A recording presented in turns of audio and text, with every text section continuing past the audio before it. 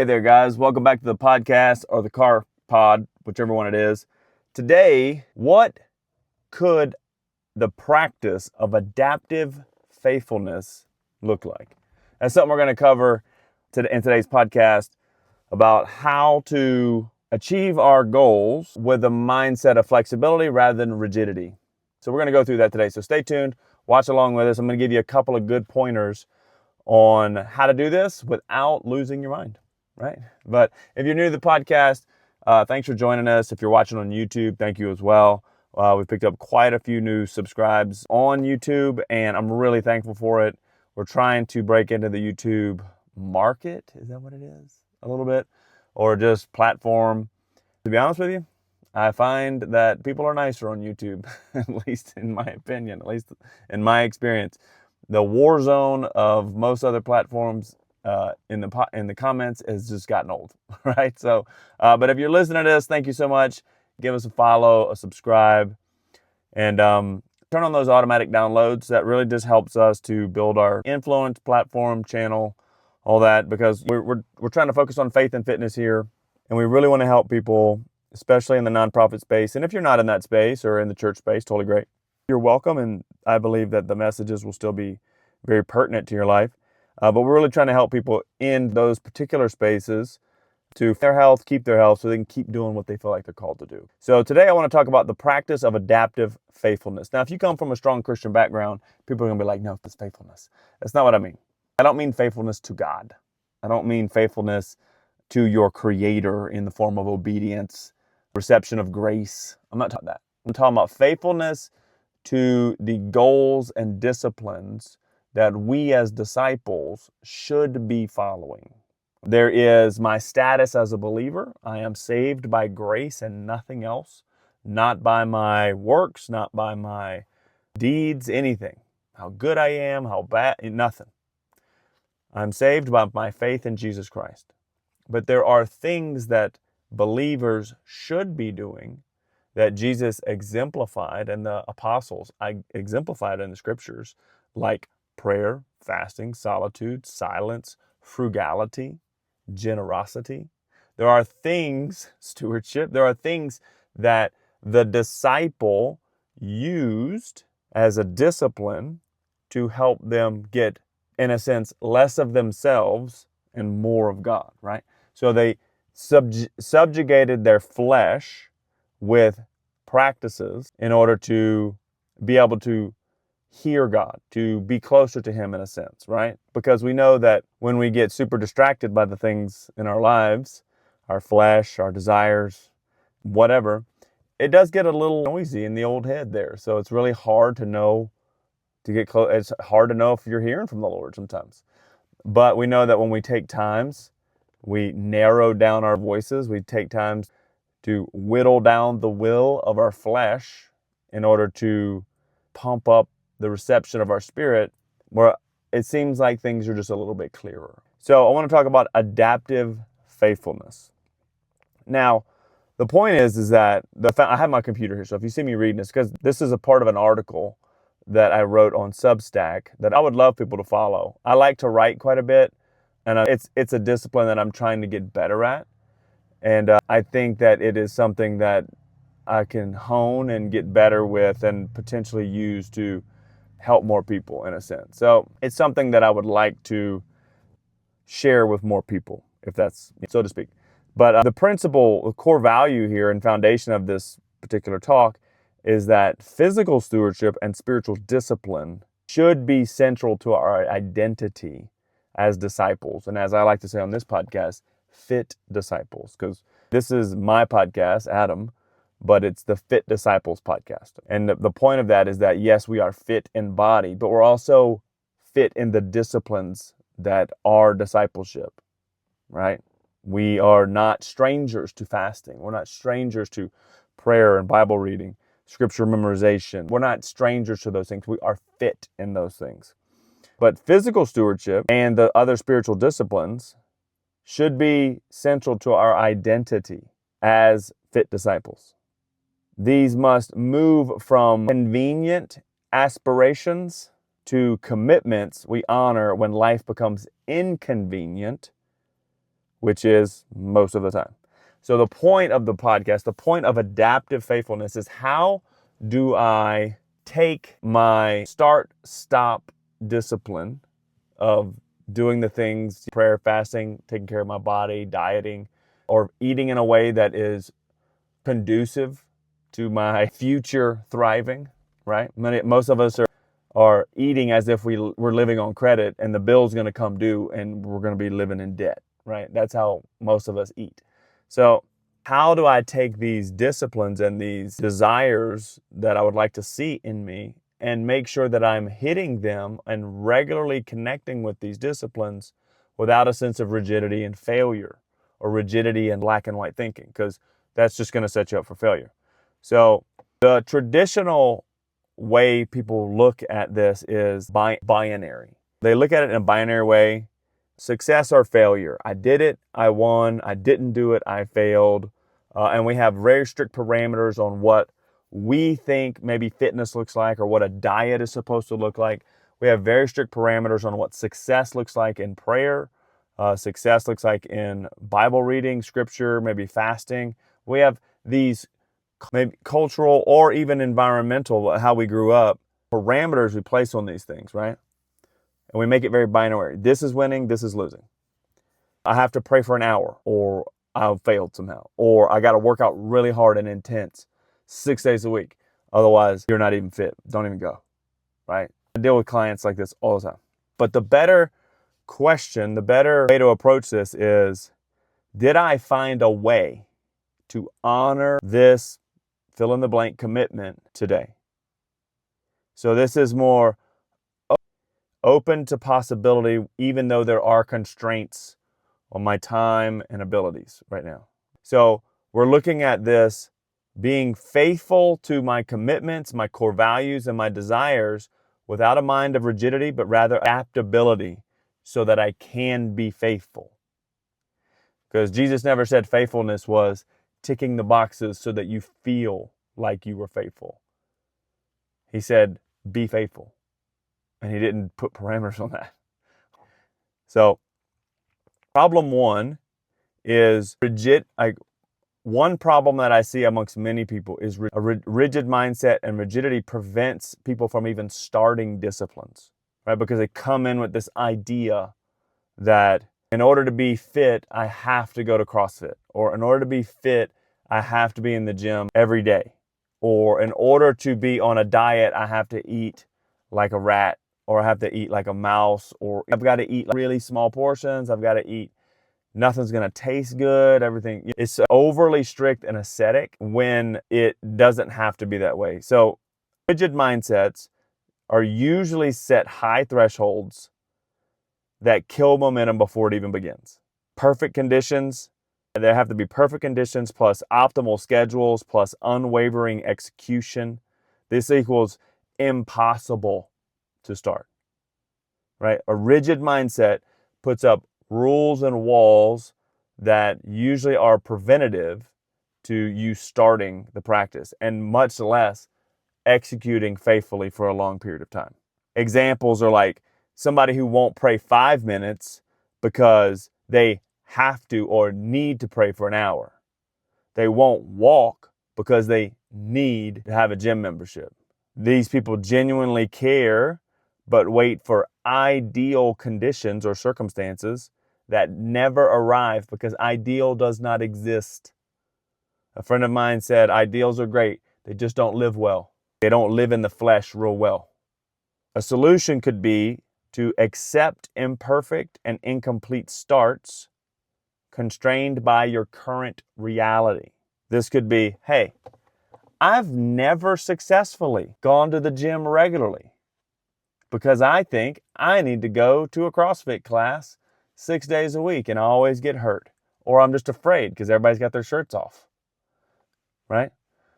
Well, maybe the solution is to realize you're not in the best place for this right now. So maybe let's lower the bar, right? Maybe we start with making sure you wake up, put your shoes on, and go outside. And then now that you're outside, maybe go for a walk. And you do that regularly. until that becomes so easy that, hey, maybe now I can grab some dumbbells and do a little workout in my driveway or in my garage.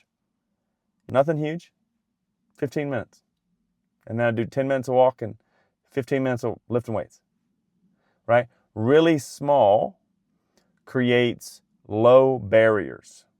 A friend of mine, Pastor Greg Surratt, said, if you're not achieving your goals, lower them. Why? Because everybody needs a win. It's hard to get a win going when the goals are just so high that you can't even reach them, right? Most people starting these types of disciplines realize you're starting something. If you've never fasted before, don't try 24 hours. Start with breakfast. For like 3 days, don't eat breakfast. And just say, Jesus, I'm not eating breakfast today. I'm fasting so that I can be closer to you. Not because I'm earning it, because I want to constrain my flesh so that I can dial up the sensitivity of my spirit. That's it. And I'm going to do that regularly until that's easy. And then eventually I know people who fast a week at a time. No food, just water, right? When you're new at something, your ability to endure is very low. You just don't know what you don't know, and you don't have the calluses built up. You don't have the strength built up yet. So you have to start low. But most people, because we have rigid mindsets and you're spending too much time on social media and you're watching everybody else be a beast or a bear or a gorilla in whatever domain of niche post culture that you're watching, you think that you have to be that thing in order to be successful at it. You don't. You really just need to start.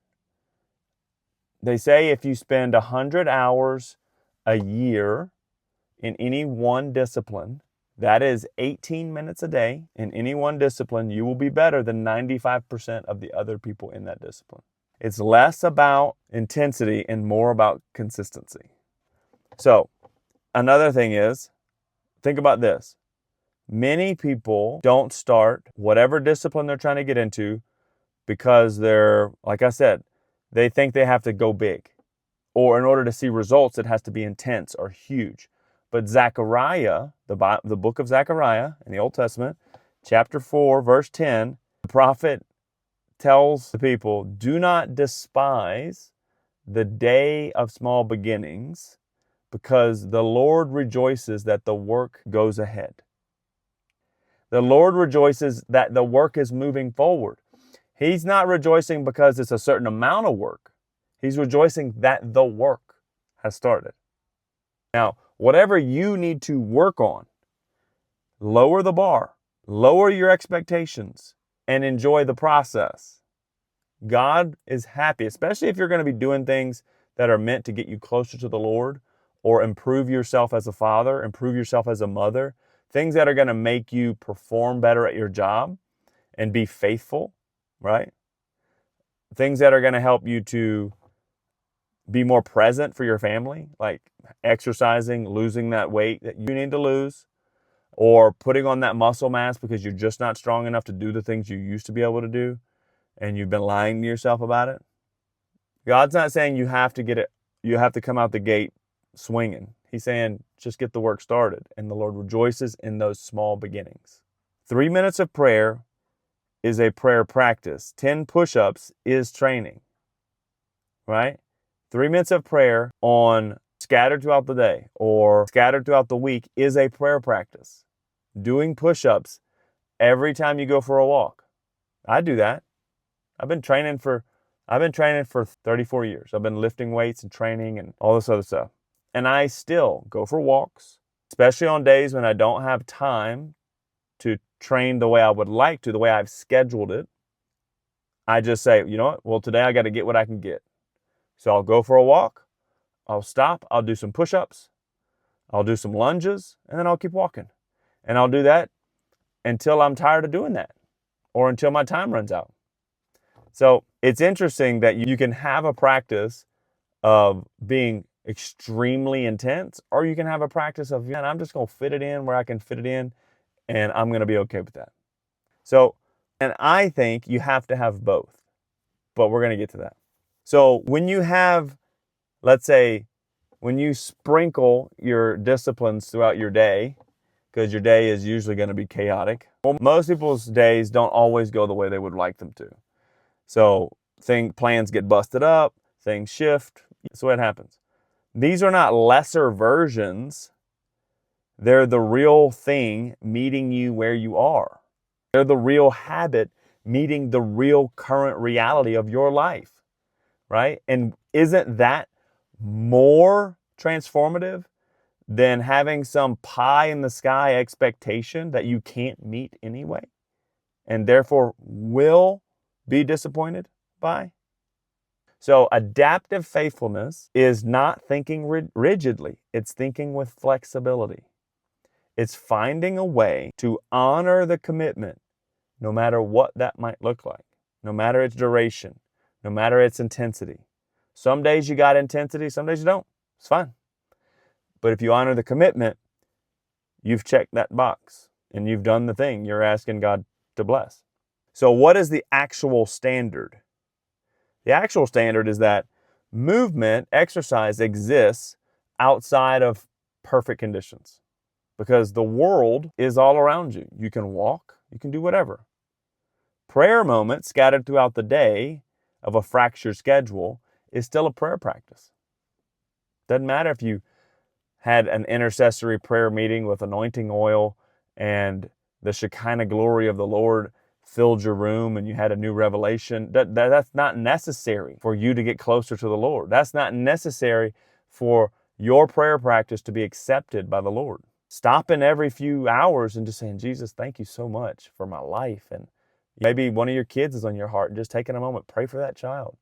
That's a prayer practice, right? That is what Paul referred to when he said, pray continuously, pray without ceasing. It was like part of your life, not a time you scheduled every day. But it can be that too. It can be a time you scheduled. But it also has to be like Salt Bay. It has to be sprinkled throughout your life, right? The standard is the commitment itself, not the particular form it takes on any given day. The thing we're trying to honor is the commitment itself, not the expression of that commitment. We're not honoring going hard in the gym. We're honoring living a life of stewardship with my physical health. Some days that looks like walks. Some days that looks like grunting and putting up weights in the gym and trying to be strong. Some days that looks like going to jiu-jitsu for me and wrestling and sweating and choking other people, right? Just like practicing this thing that's difficult. Other days it's waking up, going for a little walk, pray while I walk, and that's it. But it's always part of the stewardship of my physical body that I'm trying to honor, not the expression of that thing. The second problem we run into is that when people have established practices, let's say myself or people who have been gym goers, and those practices get disrupted. This test can be a little harder at times because life can disrupt your robust routines. And let's say maybe some limiters come in, life goes haywire, goes sideways. Beginners often accept imperfections, or should. Beginners usually can start easier. But when you have had a robust practice and you've been really disciplined for a long time and you've had it all worked out and you've just been grinding at it, you can get addicted to that success. And then you'll have trouble adapting backwards in order to be faithful to the commitment and not necessarily worship the expression of that commitment, right? For instance, let's say for me, I injured my elbow many years ago. And it took me a while to finally just accept the fact that I just can't train like I used to until I let this thing heal. So it's very difficult for me to dial back, adapt my intensities back so that I can heal and grow. So I had to not train my upper body and arms for weeks and weeks. I had the strongest legs I've ever had, but because I couldn't train anything else. But it was very hard for me to go backwards. This can happen with people who maybe something changed in your life, kids started sports, you're going to church regularly all the time, and now kids have sports, and you're tempted to, you're really chafing against what we're trying to do now. What is the family doing? I would never say go do sports instead of go to church. But if this is a commitment and something that you and your family, let's say one of your kids really has an opportunity to go to college for sports, a real opportunity. Let's just be honest. Most kids that are playing on the weekends are not going to college. But if your kid has a real opportunity, it might be something worth considering. And it might be difficult to change your habits. It might be, hey, we're going to go to the early service now. We got to go to the 8 o'clock service instead of the 11 o'clock service or whatever, because we've got practice. Well, changing routines and down regulating maybe your intensities, down regulating how those things are expressed can be difficult. And changing in the other direction is hard. For example, some people will be like, you've had a rich prayer life. You've been able to spend an hour or so in the morning every day in your Bible and praying. And now all of a sudden, because of the way life is, you can barely get breakfast in your stomach before you have to run out the door. So you're like, I can't even pray now. So that can be really discouraging. So what is the adaptive faithfulness here? Is the hour what's really acceptable to the Lord, or the fact that you try to pray every morning? Right? What's really acceptable to the Lord? Is it the hour that you just feel so accomplished? Just been in my word, right? Is that really what it is? Or is it, no, man, it's because I made a commitment to the Lord. This is a discipline, and I'm going to spend time with him one way or the other every day, right? So even if it's on the drive to work, I pray in the car. That's adaptive faithfulness. It's not perfect. It's not pristine, but it's done. And it's acceptable. So those times that going backwards can be difficult. People who have lifelong, for instance, I'm getting older. I can't train like I used to. It has taken me a decade to realize I'm getting older and that I just can't train like I used to. My wife has been saying it, but she don't know what she's talking about. I'm saying, white woman. I'm just kidding. I don't say that. I do say that, but jokingly. But it takes humility, a willingness to lower your standards from time to time to remain faithful to the commitment, not perfect in the practice. It takes this is wisdom. This is wisdom, not regression. This is wisdom, not failing. This is wisdom. Wisdom is being committed to the practice itself, not how the practice is done. So what are the things that you're struggling with right now? What are the areas of your life that you need discipline in, that you really need to take an adaptive faithfulness point of view to this? Is it your faith? Is it your fitness in some areas? What is it? It could be anything. But having a mentality of starting without a rigid mindset and strong, high goals out the gate, because you're going to fail, or having the humility to dial back when life just doesn't work the way it used to, right? How does that work? So what is the area for you? So the mature response in all this, I think you probably picked this up now, this is in my notes, is the temptation is to maintain old standards through force of will, which leads to burnout, injury, and usually abandonment of the practice itself. That's why so many people are like, man, I used to work out, man, but I hurt my back. Just kept deadlifting. Well, why? Well, man, I read deadlift is the king of all lifts. Who cares? Now you're just out of shape and you have no deadlift and you have no other lifts either. So I used to be huge in high school.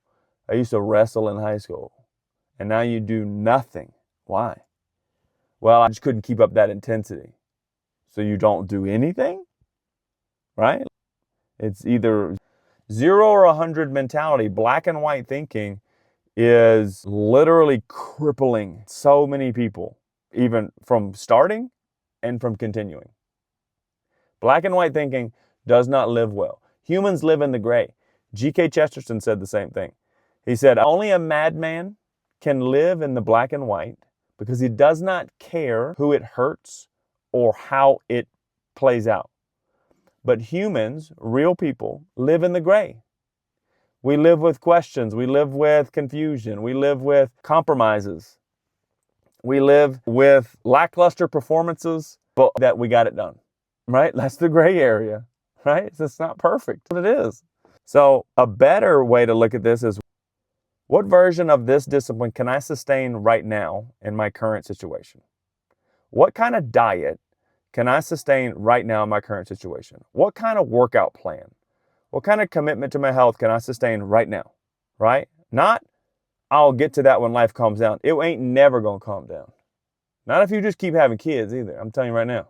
And as they get bigger, there's just more things, right? When they're little, they're just wild and messy. When they're big, they're busy and, right, and expensive in time. So it's never going to calm down. It's never going to be perfect. You're never going to be ready for the perfect situation. You're never going to have the perfect situation. So what version of the disciplines you need to be working on can you sustain right now? This is what I do with clients. Hey, how many days a week can you work out? And they'll be like, let me think, man, I think I can do 5 or 6. And I'm like, what is the absolute minimum number of workouts you can hit a week? Don't give me the maximums, do the minimums. And they'll be like, 2 or 3. We're shooting for 2 or 3. And if we get 5, you freaking crushed that week. But if you get 2, you still won. See what I mean? When you set your minimums as your goal, you can't lose, bro. You can't lose. So sometimes the option that you have to choose is doing less, maybe moving slower, accepting certain unwanted limitations, starting slower than you wanted to, realizing that you're a novice at this and it's going to take you a while to get better at it, so you need to be patient and you need to go slow, right? I've got a couple of clients who it's like, the goal is literally to get up, just get up and put your shoes on. Hey, get up, put your shoes on. Now that your shoes are on, figure out what you're going to do. But you're going to do something. You know what I mean? There's no plan. It's literally, the only plan is wake up, put your shoes on. That's how low the goal is. But that goal is so low that they can complete it day after day after day after day. And now they're like, I walk for 30 minutes every day. And I get up, I walk for 30 minutes, and now they're starting to lift weights, right? But we started really low. We didn't start with 6 days a week in the gym for an hour and a half. Who wants to do that? I've been doing that. I've been working out for years. I don't do that. So it's like, no, that's not how it works. Choosing sustainable over unsustainable perfect practices. That'll preach to somebody right there. Consistency measured by showing up, not by intensity. Consistency is measured by showing up, not by intensity. Winning is showing up, not how much you lifted that day. How well did the diet go? For instance, people will tell me, man, my diet's going terrible. I can't, man, every day I'm messing up, every day. And I'm like, oh, well, let's change the goal. Can you eat one healthy meal a day focused on protein and vegetables? I can do that. That's the goal. The goal is one healthy meal a day. It's not a week worth of macro tracking and hitting my protein targets and having no junk food. That's not the goal anymore, because you can't sustain that. You can sustain right now one strong, healthy meal a day focused around protein and veg. Perfect. That's the goal. We'll build off that, right? Adaptive faithfulness rather than perfect, trying to be perfect. Just doesn't work. The challenge, this is the thing I want to challenge you with. I want to challenge you with finding a way to be honest with yourself and say, how can I honor my commitments to the Lord or to myself or to my family in a sustainable way based on my current conditions right now? That's number one. So we're going to keep pressing forward in whatever way works for us right now in the moment. But the other side of that coin is, I'm never going to settle for less when I have the strength, capacity, and time to do more, right?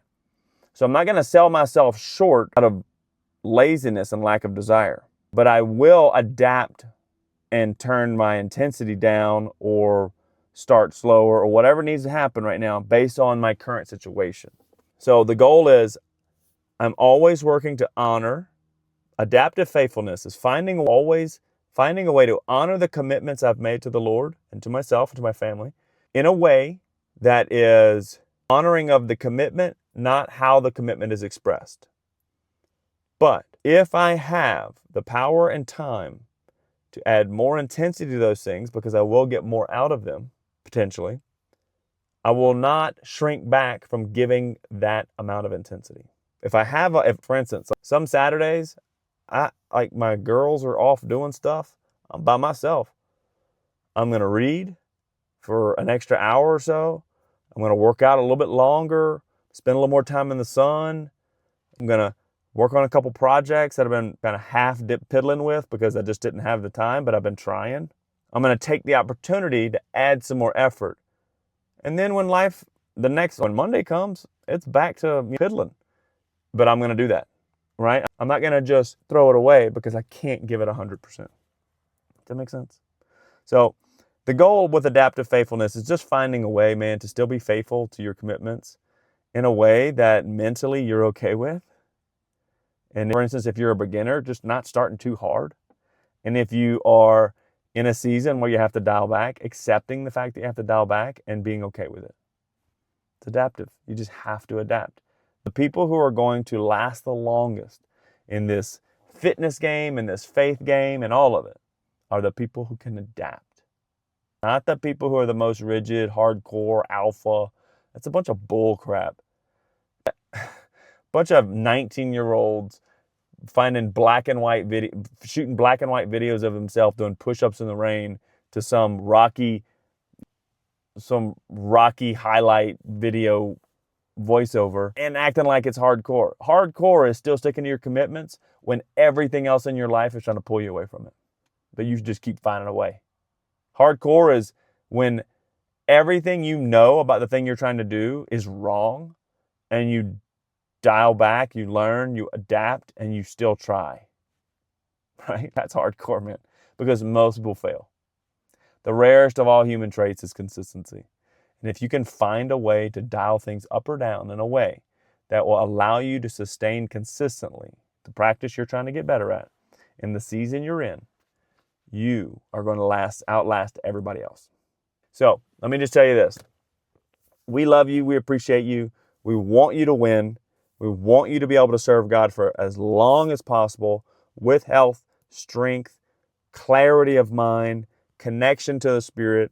We want you. If I can help in any way through content, teachings, just my own journey, help you to get closer to the Lord and sustain that, my God, that's what we're here for. So leave us a comment, give us a thumbs up, whatever. We appreciate it, and hopefully you enjoyed this. God bless.